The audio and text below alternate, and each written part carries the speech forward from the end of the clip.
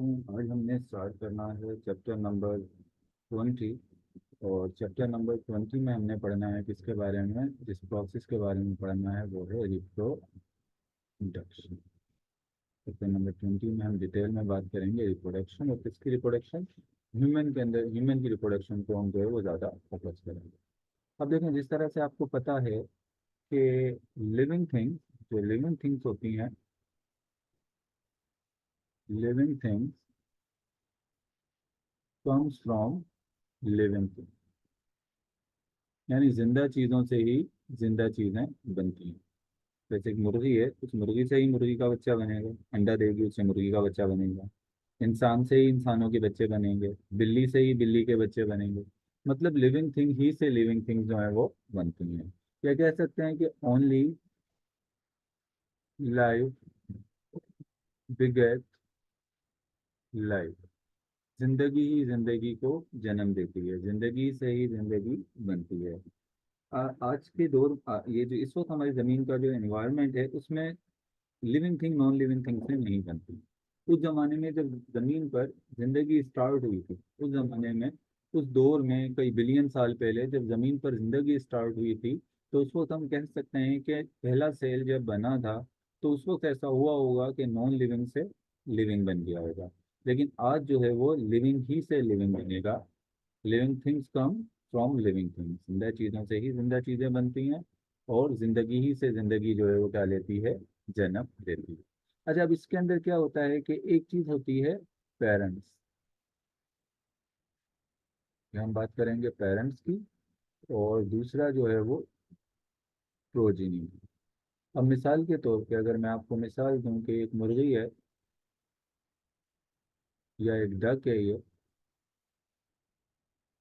इस डक ने जो है वो अंडा देती है, उस अंडे से ये डकलिंग निकल जाता है। अब देखें, ये एक जिंदा चीज थी, और इस जिंदा चीज से ही जो है ये दूसरी जिंदा चीज बनी। अब ये जो इसमें यहाँ पर जो ओल्डर वंस हैं, जो पुराने हैं, यहाँ पर जो पुराने हैं, जो ओल्डर वंस हैं, ये वाली बता, तो इसको हम कहेंगे पेरेंट्स। तो क्या कहेंगे, पेरेंट्स। और जो नए बने, न्यूली फॉर्म, ये जो न्यूली फॉर्म है, इसको हम क्या कहेंगे, इसको हम प्रोजिनी कहेंगे। मिसाल के तौर पे आपका जो है फादर और आपके मदर ने जब रिप्रोड्यूस किया, तो आप पैदा हुए और आपके बहन भाई, तो ये जो हैं ये पेरेंट्स हैं जो पुराने हैं, और आप जो हैं वो क्या हैं, प्रोजिनी हैं। लेकिन प्रोजिनी हमेशा प्रोजिनी तो नहीं रहेगा। एक टाइम ऐसा आएगा कि आपको भी पेरेंट्स बनना पड़ेगा, और आपके भी क्या बनेंगे, प्रोजिनी बनेंगे। इसी तरह इस डकलिंग ने भी जो है वो क्या बनना है, डक बनना है, फिर उसके प्रोजिनी बनेंगे। तो मतलब ये हर स्टेप में जो रिप्रोड्यूस करेगा उसको हम पेरेंट्स कहेंगे, और रिप्रोडक्शन के रिजल्ट में जो बनेंगे उनको हम क्या कहेंगे, उनको हम कहेंगे प्रोजिनी कहेंगे। तो हम देख लेते हैं अब यहाँ पर कि रिप्रोडक्शन क्या है, कि आप रिप्रोडक्शन को किस तरह से डिफाइन करोगे। तो रिप्रोडक्शन की अगर हम बात करें तो रिप्रोडक्शन क्या है, ये एक प्रोसेस है, ये कंडीशन नहीं है। ये क्या है, ये रिप्रोडक्शन जो है वो एक प्रोसेस है। अगर मैं यहाँ रिप्रोडक्शन को डिफाइन करूँ, तो रिप्रोडक्शन इज अ प्रोसेस, ये एक प्रोसेस है बाय विच, जिसके जरिए living things produce more of their own kind. Reproduction एक प्रोसेस है जिसमें लिविंग थिंग अपने ही जैसे मजीद पैदा करते हैं, अपने ही जैसे मजीद क्या करते हैं, पैदा करते हैं। जैसे कैट है, कैट अपने ही जैसे जो है वो किटिन जो है वो पैदा करेगी अपने ही जैसे। डॉग हैं, अपने ही जैसे पपीज पैदा करेंगे। और ह्यूमन जो है वो ह्यूमन के बेबीज पैदा होंगे, सही। हैन जो है वो अपने ही जैसे फिर चिक पैदा करेगी। तो मतलब ये जो इनका अपने ही जैसे मजीद पैदा करने का जो प्रोसेस है, इसको हम क्या कहेंगे? इसको हम कहेंगे reproduction. The formation of new individual from their parents, यानी पेरेंट्स से नए इंडिविजुअल का बनना, या कह सकते हैं कि पेरेंट्स से प्रोजीनी का जो बनना है, ये क्या है? ये प्रोसेस जो है, पेरेंट्स से प्रोजीनी बनने का जो प्रोसेस है, ये क्या कहलाता है? ये कहलाता है रिप्रोडक्शन। अगर हम बात करें किसकी, इम्पोर्टेंस ऑफ रिप्रोडक्शन, रिप्रोडक्शन की इम्पोर्टेंस क्या है? Importance of reproduction.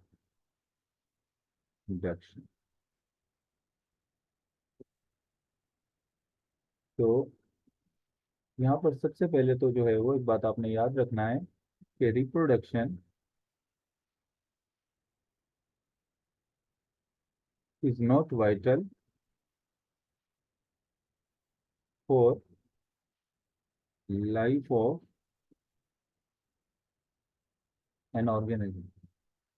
किसी ऑर्गेनिज्म की जिंदगी के लिए रिप्रोडक्शन जरूरी नहीं है, वाइटल नहीं है। मिसाल के तौर पे ये एक डक है। अब ये डक अगर सांस नहीं लेगी तो ये मर जाएगी। सांस नहीं लेगी तो मर जाएगी। मतलब सांस सांस एक ऐसा लाइफ का प्रोसेस है जिसके बगैर इसका सर्वाइवल नहीं है, इसकी लाइफ जो है वो नहीं हो सकती। तो वाइटल है लाइफ के लिए रेस्पायर करना। अगर ये न्यूट्रिशन नहीं लेती, ये डाइजेशन नहीं करती, तो भी ये मर जाएगी, क्योंकि इसके लिए जरूरी है, वाइटल है। लेकिन अगर ये अंडे नहीं देगी, रिप्रोडक्शन नहीं करेगी, अंडे नहीं देगी, तो वो इसके लिए वाइटल नहीं है, यानी इसको मरेगी नहीं है अंडे ना देकर। सिर्फ क्या होगा? सिर्फ ये होगा कि बट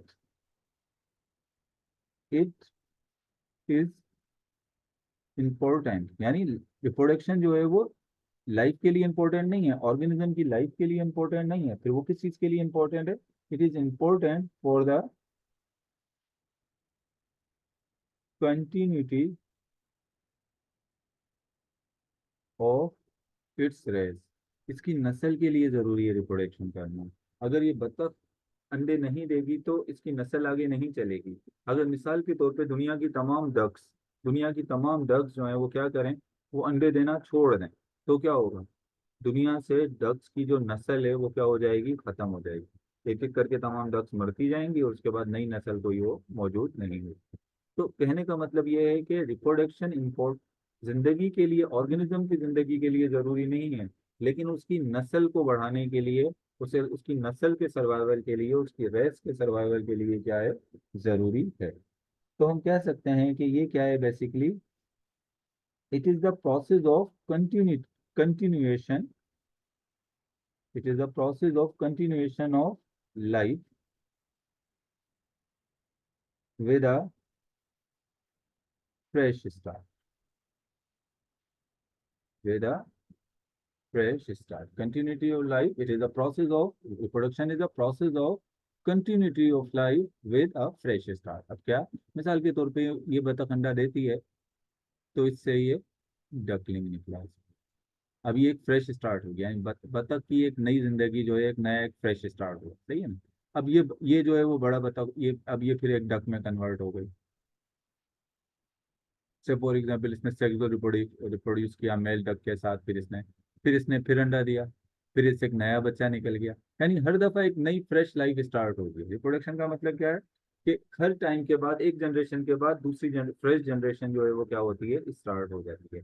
मिसाल के तौर पर आपके परदादा से आपके दादा वालों की एक फ्रेश स्टार्ट हुआ, लिया। फिर आपके दादा से आपके पेरेंट्स ने जो है वो क्या किया? आपके फादर ने एक फ्रेश स्टार्ट किया। आपके फादर से आप लोगों ने क्या किया? एक फ्रेश स्टार्ट किया। यानी रिप्रोडक्शन एक लाइफ की कंटिन्यूटी है, जिसमें हर एक जनरेशन जो है, एक फ्रेश जनरेशन जो है वो आ जाती है, और पुरानी वाली जनरेशन क्या होती चली जाती है? खत्म होती चली जाती है। इसके अलावा रिप्रोडक्शन जो है वो एक और चीज, इसका फंक्शन है रिप्रोडक्शन का, और वो ये है कि ट्रांसफर जेनेटिक इंफॉर्मेशन। रिप्रोडक्शन में क्या होती है? जेनेटिक इंफॉर्मेशन ट्रांसफर होती है from one generation to next. अब इसने अपने जीन, ये बतख है, इसका जो कलर के, इसकी हाइट के जो जीन है वो किसने दे दिए? इस डकलिंग को दिए। फिर इस डकलिंग ने अपने जीन इससे ये इस नए अपने बच्चों में दिए। यानी एक रिप्रोडक्शन जो है वो उससे एक नया इंडिविजुअल तो बन ही रहा होता है, लेकिन उसके साथ साथ क्या होता है कि पेरेंट्स अपने जीन भी जो है वो क्या कर रहे होते हैं, आगे वाली जनरेशन के अंदर जो है वो ट्रांसफर कर रहे होते हैं। आपको कुछ जीन अपने फादर से मिले हैं और कुछ जीन कहाँ से मिले हैं, अपनी मदर से मिले हैं।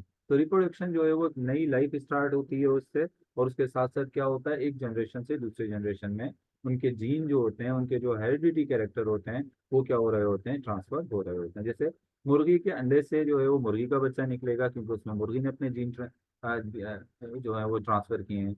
बतख के अंडे से बतख का बच्चा निकलेगा, क्योंकि उसमें बतख के जीन है उसके अंदर। तो ऐसे जनरेशन टू जनरेशन ये जीन जो है वो ट्रांसफर होते चले जाते हैं। उसके बाद अगर हम देखें कि जो ये रिप्रोडक्शन है, आ, आ, कई मिलियन साल से जमीन पर जो जिंदगी मौजूद है, और नेचुरल सिलेक्शन के रिजल्ट्स के अंदर मिलियन साल के अंदर जो है वो डिफरेंट तरीके जो है वो इवोल्व हुए हैं, किसके, रिप्रोडक्शन के। लेकिन रिप्रोडक्शन के जो टाइप्स हैं, रिप्रोडक्शन के जो वेज हैं, जो तरीके हैं, उनमें दो तरीके ज्यादातर जो हैं वो रिप्रोडक्शन के हैं। टाइप्स ऑफ रिप्रोडक्शन कह लें इसको, या आप कह लें इसको वेज ऑफ रिप्रोडक्शन। तो जमीन पर जो है वो एनिमल ज्यादातर दो तरीके से रिप्रोड्यूस करते हैं। एक होती है एसेक्सुअल रिप्रोडक्शन, और दूसरी है सेक्सुअल रिप्रोडक्शन। तो चलिए सबसे पहले फर्क देख लेते हैं कि एसेक्सुअल रिप्रोडक्शन में और सेक्सुअल रिप्रोडक्शन में क्या फर्क है। तो जो एसेक्सुअल रिप्रोडक्शन, और यहाँ पर बात करेंगे कौन सी रिप्रोडक्शन की, सेक्सुअल रिप्रोडक्शन। अच्छा, अब एसेक्सुअल रिप्रोड ये पहले तो बात याद रखना है कि एसेक्सुअल रिप्रोडक्शन जो है ये क्या है, ये मोस्ट प्रिमिटिव है। ये क्या है, ये प्रिमिटिव है। यानी जमीन पर पहले लिविंग ऑर्गेनिज्म ने एसेक्सुअली रिप्रोड्यूस करना शुरू किया था। सही है। ये आपने एमसीक्यू पॉइंट ऑफ व्यू से याद रखना है कि अगर आपसे पूछ लिया जाए कि एसेक्सुअल रिप्रोडक्शन ज्यादा प्रिमिटिव है या सेक्सुअल रिप्रोडक्शन, तो प्रिमिटिव कौन सी है, यानी पहले जो लिविंग ऑर्गेनिज्म ने जमीन पर रिप्रोड्यूस करना स्टार्ट किया था, वो कैसे स्टार्ट किया था, एसेक्सुअल रिप्रोडक्शन के जरिए। और जो सेक्सुअल रिप्रोडक्शन है वो क्या है, एसेक्सुअल रिप्रोडक्शन के मुकाबले में क्या है, एडवांस। दूसरी बात ये है कि एसेक्सुअल रिप्रोडक्शन में सिंगल पेरेंट इन्वॉल्व होता है। Single parent involve. मिसाल के तौर पे ये प्लांट है, आपने इसकी एक डंडी काट के लगा दी जमीन पर, इससे एक नया प्लांट बन गया। ये कौन सी रिप्रोडक्शन है, एसेक्सुअल रिप्रोडक्शन। और इसमें क्या हुआ, एक सिंगल पेरेंट इन्वॉल्व हुआ है, एक ही पेरेंट इन्वॉल्व हुआ है। इसी तरीके से अगर मैं बात करूँ, ये स्टारफिश है, इसको आपने दो पीसेज में कट कर दिया, दोनों पीसेज से नई स्टारफिश बन गई। तो यहाँ पर भी क्या हुआ, एक ही पेरेंट इन्वॉल्व हुआ है। ये बैक्टीरिया है, इसने डिवाइड होकर अपने जैसे दो बैक्टीरिया बना लिए। तो इसमें भी कितना पेरेंट इन्वॉल्व हुआ, एक पेरेंट इन्वॉल्व हुआ। तो मतलब एसेक्सुअल रिप्रोडक्शन में सिंगल पेरेंट इन्वॉल्व होता है। जबकि अगर हम बात करें सेक्सुअल रिप्रोडक्शन की, तो जनरली ज्यादातर टू पेरेंट्स इन्वॉल्व, इसमें ज्यादातर दो पेरेंट्स इन्वॉल्व होते हैं। अगर पेरेंट्स यूनिसेक्स होना, बात याद रखना है, एमसीक्यूज के हवाले से इंपॉर्टेंट पॉइंट है कि सेक्सुअल रिप्रोडक्शन में कब दो पेरेंट्स इन्वॉल्व होते हैं, उस वक्त दो पेरेंट्स इन्वॉल्व होते हैं जब पेरेंट क्या हो, यूनिसेक्सुअल। अब मिसाल के तौर पे जो यूनिसेक्सुअल के ह्यूमन है, यूनिसेक्सुअल है, एक मेल होता है और एक क्या होता है, फीमेल है। एक मैन है और एक वुमन है। सही। तो इसमें ये दो पेरेंट इन्वॉल्व हो गए, एक फादर और एक मदर। इसी तरीके से मुर्गियों के अंदर भी आप देख लें तो एक दो यूनिसेक्सुअल होते हैं, एक सेक्स फीमेल होता है और एक सेक्स क्या होता है, मेल होता है। तो यूनिसेक्सुअल है, उनमें ज्यादातर टू पेरेंट्स इन्वॉल्व होते हैं। लेकिन सेक्सुअल रिप्रोडक्शन में सिंगल पेरेंट भी इन्वॉल्व हो सकता है। वो किस कंडीशन में इन्वॉल्व होगा, अगर एनिमल जो है वो क्या है, बाइसेक्सुअल। प्लांट अगर क्या हो, बाइसेक्सुअल हो। मिसाल के तौर पे ये एक एनिमल है, ये प्लेनेरिया है, फॉर एग्जाम्पल। इसमें जो है वो ओवरीज भी हैं और एग भी हैं। सॉरी, इसमें ओवरीज भी हैं और टेस्टिस भी हैं। यानी इसमें मेल गैमेट भी बन रहे हैं और फीमेल गैमेट भी बन रहे हैं। दोनों गैमेट एक ही पेरेंट्स में बन रहे हैं। तो कभी कभी ऐसा भी होता है कि दोनों मेल और फीमेल गैमेट एक ही ऑफस्प्रिंग के आपस में मिल गए, जिसको हम कहेंगे सेल्फ फर्टिलाइजेशन। सेल्फ फर्टिलाइजेशन हो गई, सेल्फ पोलिनेशन हो गई। तो इस कंडीशन के अंदर क्या होगा, इस कंडीशन में सिंगल पेरेंट इन्वॉल्व हो। अगर आपसे पूछा जाए सेक्सुअल रिप्रोडक्शन में वो कौन सी कंडीशन है जिसमें सिंगल पेरेंट जो है वो इन्वॉल्व हो सकता है, तो सिंगल पेरेंट इन्वॉल्व हो सकता है, तो वो क्या होगा, वो उस वक्त होगा कि जब क्या होगा, एनिमल जो है वो बाइसेक्सुअल हो, और उसमें क्या हो, उसके अंदर सेल्फ फर्टिलाइजेशन हो, क्रॉस ना हो, और साथ में क्या हो, सेल्फ पोलिनेशन है। तो ये सब कौन सी कंडीशन शो कर रही है कि इसमें सेक्सुअल रिप्रोडक्शन तो हो रही है, लेकिन एनिमल कितना इन्वॉल्व हो रहा है, एक ही एनिमल इन्वॉल्व हो रहा है। इसके बाद आ जाते हैं कि जो सेक्सुअल रिप्रोडक्शन होती है, एसेक्सुअल रिप्रोडक्शन जो होती है, इस एसेक्सुअल रिप्रोडक्शन के अंदर किस चीज की पार्टिसिपेशन नहीं होती। तो एसेक्सुअल रिप्रोडक्शन के अंदर जो है वो without participation of, asexual reproduction किसके जरिए होती है, उसमें विदाउट पार्टिसिपेशन ऑफ, इसमें एक तो मेट का पार्टिसिपेशन नहीं होता, यानी मेल और फीमेल का पार्टिसिपेशन इसमें नहीं होता। एसेक्सुअल रिप्रोडक्शन में आप गैमेट्स की जरूरत नहीं होती। एसेक्सुअल रिप्रोडक्शन में फर्टिलाइजेशन की जरूरत जो है वो नहीं होती। जबकि अगर हम सेक्सुअल रिप्रोडक्शन की बात करें तो सेक्सुअल रिप्रोडक्शन के अंदर जो है वो मेट की भी ज़रूरत हो सकती है, इसमें गैमेट्स की ज़रूरत भी होती है, गैमेट्स जिनको हम सेक्स सेल्स कहते हैं इनकी ज़रूरत भी होती है। और जब सेक्स सेल्स आपस में मिलते हैं जिसको हम फर्टिलाइजेशन कहते हैं, तो प्रोसेस ऑफ फर्टिलाइजेशन की भी ज़रूरत होती है किसमें, सेक्सुअल रिप्रोडक्शन। अब एसेक्सुअल रिप्रोडक्शन में जो ऑफस्प्रिंग बनते हैं, नए ऑफस्प्रिंग बनते हैं, वो जेनेटिकली आइडेंटिकल होते हैं to their parents. Asexual reproduction में जो ऑफस्प्रिंग बनते हैं वो जेनेटिकली बिल्कुल किसके आइडेंटिकल होते हैं, वो अपने पेरेंट्स के आइडेंटिकल होते हैं। यानी अगर एक बैक्टीरिया ने एसेक्सुअल रिप्रोड्यूस किया है और उससे दो बैक्टीरिया बने हैं, तो उनमें सेम वही जीन होंगे जो किसमें थे, जो उसके पेरेंट्स में थे। तो वो बेसिकली मॉर्फोलॉजिकली भी ज्यादा किससे रिजेंबल करेंगे, अपने पेरेंट्स से ही जो है वो रिजेंबल करेंगे। लेकिन सेक्सुअल रिप्रोडक्शन में ऐसा नहीं होता। ऑफस्प्रिंग जो है वो, क्योंकि ऑफस्प्रिंग जो है वो दो डिफरेंट टाइप के सेक्स सेल से मिलकर बने हुए होते हैं, और वो भी सेक्स सेल्स के अंदर भी कहीं ना कहीं म्यूसिस हुई हुई होती है, जिसकी वजह से ऑफस्प्रिंग जो है वो not genetically identical to their parents. यानी ऑफस्प्रिंग जेनेटिकली आइडेंटिकल नहीं होते अपने पेरेंट्स। अब देखें, we are the product of sexual reproduction, हम सेक्सुअल रिप्रोडक्शन की प्रोडक्ट हैं। यही वजह है कि हम अपने पेरेंट्स के जो है वो एग्जैक्टली सिमिलर नहीं है, जेनेटिकली और मॉर्फोलॉजिकली एग्जैक्टली आप अपने पेरेंट्स के सिमिलर नहीं हो। क्यों? Because we are the product of sexual reproduction, क्योंकि हमने कुछ जीन अपने फादर से लिए हैं, कुछ जीन अपनी मदर से लिए हैं। और हमारे फादर और मदर ने भी वो जो गैमेट्स बनाए थे वो मियोसिस के प्रोसेस के जरिए बनाए थे, जिसकी वजह से जीन्स के अंदर क्या हो गई, कुछ रीशफलिंग जो है वो हो गई, जिसकी वजह से हमारे पास जो है वो थोड़ा सा जेनेटिक इन्फॉर्मेशन जो है वो क्या हुई, चेंज होकर हमारे पास जो है वो आई है। बात करें अगर किसकी, एसेक्सुअल रिप्रोडक्शन और सेक्सुअल रिप्रोडक्शन में ज़्यादा इंपॉर्टेंट कौन सी है, बेनिफिशियल कौन सी है, तो अगर देखा जाए तो ज़्यादा जो बेनिफिशियल है रिप्रोडक्शन में वो है सेक्सुअल रिप्रोडक्शन। तो अगर मैं यहाँ पर बात करूँ इम्पोर्टेंस ऑफ सेक्सुअल रिप्रोडक्शन, यानी ये जो सेक्सुअल रिप्रोडक्शन है इसकी इम्पोर्टेंस क्या है, इम्पोर्टेंस ऑफ सेक्सुअल रिप्रोडक्शन।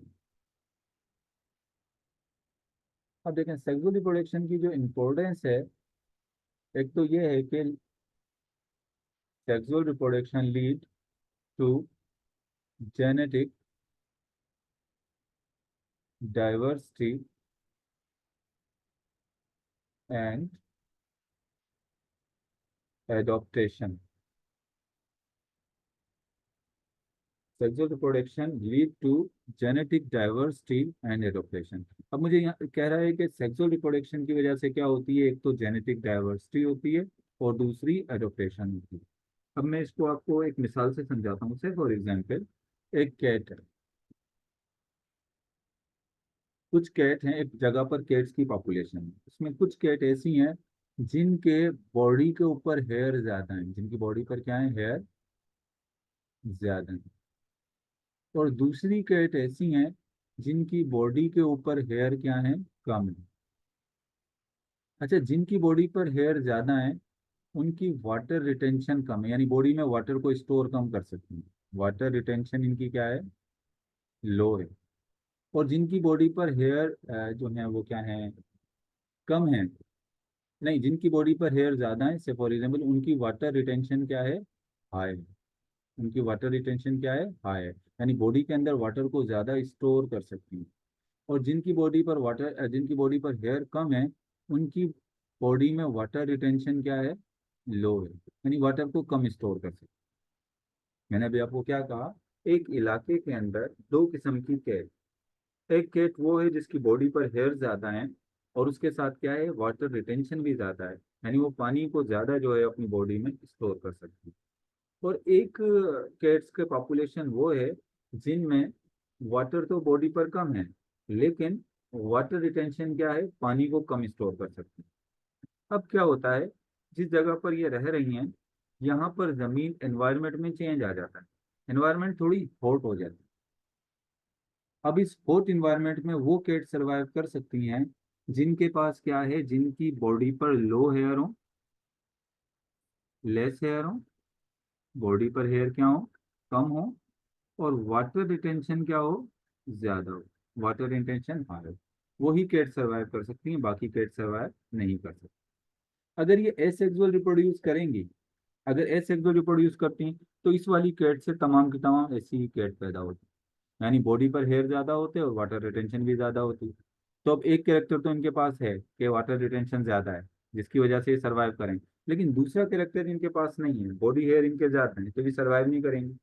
एक ही जैसी ऐसे सेक्सुअल रिप्रोडक्शन करती रहे तो इनका सर्वाइवल खत्म हो जाएगा, मर जाएंगी, इनकी नस्ल खत्म हो जाएगी। और दूसरी वाली केट जो है, ये वाली केट अगर कंटिन्यू इसी तरीके से रिप्रोड्यूस करती रहे सेक्सुअल रिप्रोडक्शन के जरिए और अपनी ही जैसी केट बनाती रहें, तो वहां पर क्या होगा, इनके पास एक करेक्टर है कि इनकी बॉडी पर हेयर कम है, लेकिन इनके पास वाटर रिटेंशन नहीं है, तो ये भी मर जाएंगे। लेकिन अगर क्या करें, ये सेक्सुअली रिप्रोड्यूस करें, अगर ये सेक्सुअली रिप्रोड्यूस कर लें, मिसाल के तौर पे, अगर ये इस वाली पॉपुलेशन की एक फीमेल कैट इस वाली पॉपुलेशन का एक मेल कैट आपस में ब्रीड करें, और ब्रीड करने से इनके जो बच्चे हों, क्योंकि सेक्सुअल रिप्रोडक्शन के जरिए ये बच्चे हो रहे हैं, तो इनमें से एक कैरेक्टर आ जाए किसका, इस वाली कैट का, कि लो बॉडी है, लेस बॉडी है, बॉडी हेयर क्या है इसके, लेस है। और दूसरा कैरेक्टर आ जाए किससे, दूसरा कैरेक्टर जो है वो इधर से आ जाए कि हाई वाटर रिटेंशन, और वाटर रिटेंशन क्या हो, हाई हो जाए। तो अगर इन बिल्लियों में से कुछ बच्चे ऐसे पैदा होंगे, क्योंकि ये आप पढ़ेंगे आप जेनेटिक्स के अंदर, ये जेनेटिक रिकॉम्बिनेशन है जिसमें कुछ कैरेक्टर फादर के आ गए और कुछ कैरेक्टर मदर के आ गए। हो सकता है कुछ कैरेक्टर्स में ना भी आए ये कैरेक्टर, लेकिन जब ये रिप्रोड्यूस कंटिन्यू करेंगे, अगर 5 बच्चे इनके हुए हैं, तो 5 बच्चों में से 1-2 बच्चे ऐसे पैदा होंगे जिनके अंदर क्या होगा, जिनके अंदर ये कैरेक्टर होगा कि उनकी बॉडी पर हेयर कम होंगे और पानी को रिटेंशन करने वाली सलाहियत क्या होगी, ज्यादा होगी। यानी एक कैरेक्टर अपने इस पेरेंट से ले लिया, और दूसरा कैरेक्टर जो है वो दूसरा कैरेक्टर किससे ले लिया, अपने दूसरे वाले पेरेंट से ले लिया। ये कैरेक्टर हो गया। अब क्या होगा, अब ये जो केट होंगी ये सरवाइव कर लेंगे, यानी अब इनके अंदर क्या आ गई, जेनेटिक डाइवर्सिटी आ गई। पहला पॉइंट आपको क्लियर हो गया होगा, इनमें जेनेटिक डाइवर्सिटी आ गई, मतलब दो डिफरेंट कैरेक्टर आ गए। एक कैरेक्टर इधर से आ गया, कम बॉडी है, और दूसरा कैरेक्टर वहां से आ गया, वाटर रिटेंशन क्या है इनके पास, हाई है। तो ये दो कैरेक्टर यहाँ पर आ गए। और दूसरा क्या हुआ कि अब इनकी एडोप्टेशन हो गई, इन्होंने अडॉप्ट कर लिया माहौल को, इन कैट ने माहौल को क्या किया, अडॉप्ट कर लिया, यानी अभी इस हॉट एनवायरनमेंट में भी क्या कर सकती हैं, सर्वाइव कर सकती हैं। तो यहाँ पर आपको बात क्लियर हो गई होगी कि सेक्सुअल रिप्रोडक्शन से जेनेटिक डाइवर्सिटी आती है, और जेनेटिक डाइवर्सिटी की वजह से क्या होता है, एडोप्टेशन होती है। अच्छा, इसके बाद अगर हम देखें stages of sexual reproduction, stages of sexual reproduction, sexual reproduction की जो है वो स्टेजेस कौन कौन सी हैं। सेक्सुअल रिप्रोडक्शन की स्टेजेस में सबसे पहले तो गैमीटोजेनेसिस होता है, यानी सबसे पहले गैमेट बनते हैं, मेल के अंदर मेल गैमेट बनते हैं, मेल की टेस्टिस में स्पर्म बनते हैं, और फीमेल की ओवरीज में एग बनते हैं, ये मेल गैमेट हो गया और ये फीमेल गैमेट हो गया। इसके बाद मैटिंग होती है, मैटिंग का मतलब क्या होता है कि मेल और फीमेल टेक पार्ट करते हैं फर्टिलाइजेशन के लिए, एक दूसरे के करीब आते हैं ताकि उनके मेल और फीमेल गैमेट आपस में क्या हो, मिल सकें, इसको मैटिंग कहते हैं। मैटिंग के बाद क्या होती है, फर्टिलाइजेशन होती है। मतलब उनके फिर आपस में जब मैटिंग होती है तो उसके बाद उनके मेल और फीमेल गैमेट आपस में फ्यूज हो जाते हैं, फर्टिलाइजेशन हो जाती है। फर्टिलाइजेशन से जाइगोट बनता है, और जाइगोट से किसकी डेवलपमेंट होती है? एम्ब्रियो की डेवलपमेंट होती है। पूरा एम्ब्रियो बन जाता है। और फिर एम्ब्रियो बन जाता है तो जो विविपेरस एनिमल होते हैं उनमें बच्चे की क्या होती है? बर्थ होती है। अगर ओविपेरस एनिमल्स हैं, अंडे देने वाले एनिमल्स हैं, तो उनमें क्या होता है? उनमें हैचिंग होती है। हैचिंग मतलब अंडा जब टूटता है उससे क्या निकलता है? बच्चा निकलता है। तो ये पूरे जो है वो ये स्टेप्स हैं किसके? सेक्सुअल रिप्रोडक्शन के। तो यहाँ पर हमने जो अगर एमसीक्यू पॉइंट ऑफ व्यू से बात करें, यहाँ तक अभी तक हमने जो बात करी है, तो उसमें प्रोजिनी की डेफिनेशन आपको पता होनी चाहिए कि ओल्डर वंस को प्रोजिनी कहते हैं। सो या न्यू इंडिविजुअल जो होते हैं, न्यूली फॉर्म जो होते हैं, उनको प्रोजिनी कहते हैं। और जो पुराने होते हैं ओल्डर वंस, उनको हम पेरेंट्स कहते हैं। रिप्रोडक्शन के अंदर क्या होता है? ऑफस्प्रिंग अपने जैसे जो है वो ऑर्म्स जो है वो प्रोड्यूस करते हैं, अपने जैसे लिविंग ऑर्गेनिज्म प्रोड्यूस करते हैं। और रिप्रोडक्शन को बात याद रखिएगा कि ऑर्गेनिज्म के सर्वाइवल के लिए ज़रूरी नहीं है, पेट्स के सर्वाइवल के लिए ज़रूरी है। और इसके अलावा एसेक्सुअल और सेक्सुअल रिप्रोडक्शन में मैंने आपको जो डिफरेंसेस बताए वो आपने जो है वो याद रखने हैं, और इसकी स्टेजेस भी आपने जो है वो याद रखनी है।